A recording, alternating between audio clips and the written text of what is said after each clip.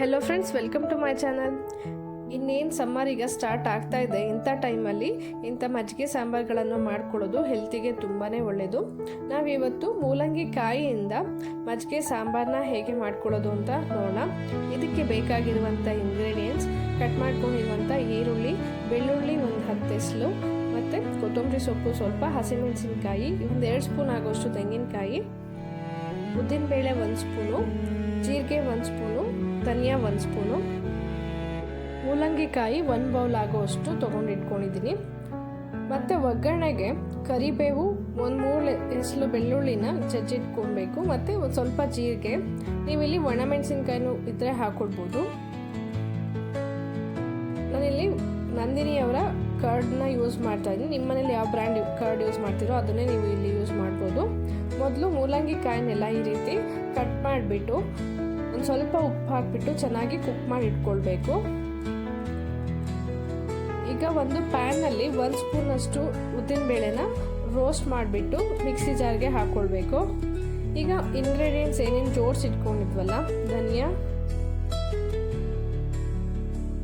ಕಡಲೆ ಆಪ್ಷನಲ್ಲು, ಬೇಕಿದ್ರೆ ಹಾಕ್ಕೊಳ್ಬೋದು, ಬೇಡ ಅಂತ ಹೇಳಿದ್ರೆ ಸ್ಕಿಪ್ ಮಾಡ್ಬೋದು.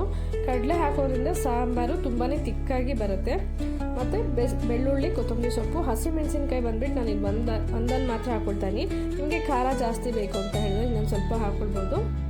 ನೋಡಿ, ಇವಾಗ ಕಟ್ ಮಾಡ್ಕೊಂಡಿರುವಂಥ ತೆಂಗಿನಕಾಯಿ, ಈರುಳ್ಳಿ ಎಲ್ಲವನ್ನು ಹಾಕಿಬಿಟ್ಟು ಸ್ವಲ್ಪ ಉಪ್ಪನ್ನು ಕೂಡ ಆ್ಯಡ್ ಮಾಡಿ ಚೆನ್ನಾಗಿ ಗ್ರೈಂಡ್ ಮಾಡ್ಕೊಳ್ಬೇಕು.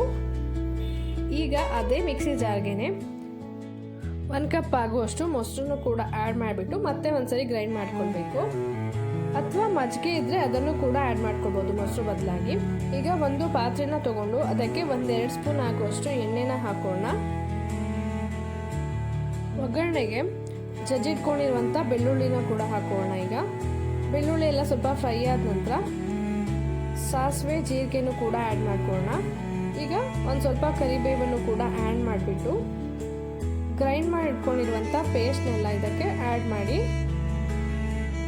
ಮೂಲಂಗಿ ಕಾಯಿನ ಕೂಡ ಬೇಯಿಸಿಟ್ಕೊಂಡಿದ್ವಿ ಅದನ್ನು ಕೂಡ ಇದಕ್ಕೆ ನಾವು ಈಗ ಆ್ಯಡ್ ಮಾಡಬೇಕು. ನೋಡಿ, ಈಗ ಮೂಲಂಗಿ ಕಾಯಿನ ನಾನು ಆ್ಯಡ್ ಮಾಡ್ಕೊಳ್ತಾ ಇದ್ದೀನಿ. ಇವಾಗ ಕನ್ಸಿಸ್ಟೆನ್ಸಿ ಎಷ್ಟು ಬೇಕು ಅಷ್ಟು ನೋಡ್ಕೊಂಡ್ಬಿಟ್ಟು ನೀರು ಹಾಕಿಬಿಟ್ಟು ಅದು ಒಂದು ಕುದಿ ಬರಬೇಕು. ಅಲ್ಲಿವರೆಗೂ ಚೆನ್ನಾಗಿ ಕುದಿಸ್ಕೊಂಡ್ರೆ ಸಾಂಬಾರು ರೆಡಿ ಆಗುತ್ತೆ. ನೀವು ಈ ಸಾಂಬಾರನ್ನ ಮೂಲಂಗಿ ಬೇಯಿಸ್ಬಿಟ್ಟು ಇದೇ ಮೆಥಡ್ನಲ್ಲಿ ಮೂಲಂಗಿ ಕೂಡ ಹಾಕಿಬಿಟ್ಟು ಮಾಡ್ಕೊಬೋದು, ಅಥವಾ ಬೀನ್ಸ್ನ ಕೂಡ ಹಾಕ್ಕೊಂಡು ಮಾಡ್ಕೊಬೋದು.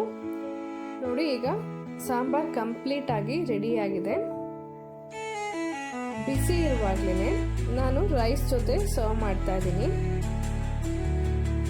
ಮುದ್ದೆಗೂ ಕೂಡ ಇದು ಬೆಸ್ಟ್ ಕಾಂಬಿನೇಷನ್ ಆಗಿರುತ್ತೆ ಅಂತಲೇ ಹೇಳ್ಬೋದು. ನೀವು ಕೂಡ ಇದೇ ಮೆಥಡ್ನಲ್ಲಿ ಮನೆಯಲ್ಲಿ ಒಂದ್ಸರಿ ಟ್ರೈ ಮಾಡಿ. ರೆಸಿಪಿ ಹೇಗೆ ಬಂತು ಅಂತ ಕಮೆಂಟ್ ಬಾಕ್ಸಲ್ಲಿ ಕಮೆಂಟ್ ಮಾಡಿ ತಿಳಿಸಿ. ರೆಸಿಪಿ ಇಷ್ಟ ಆದರೆ ಲೈಕ್ ಮತ್ತು ಶೇರ್ ಕೂಡ ಮಾಡಿ. ಯಾರ್ಯಾರೆಲ್ಲ ಇನ್ನೂ ಸಬ್ಸ್ಕ್ರೈಬ್ ಆಗದೆ ನೋಡ್ತಾ ಇದ್ದೀರೋ ದಯವಿಟ್ಟು ಸಬ್ಸ್ಕ್ರೈಬ್ ಮಾಡ್ಕೊಂಡು ನೋಡಿ. Thank you for watching.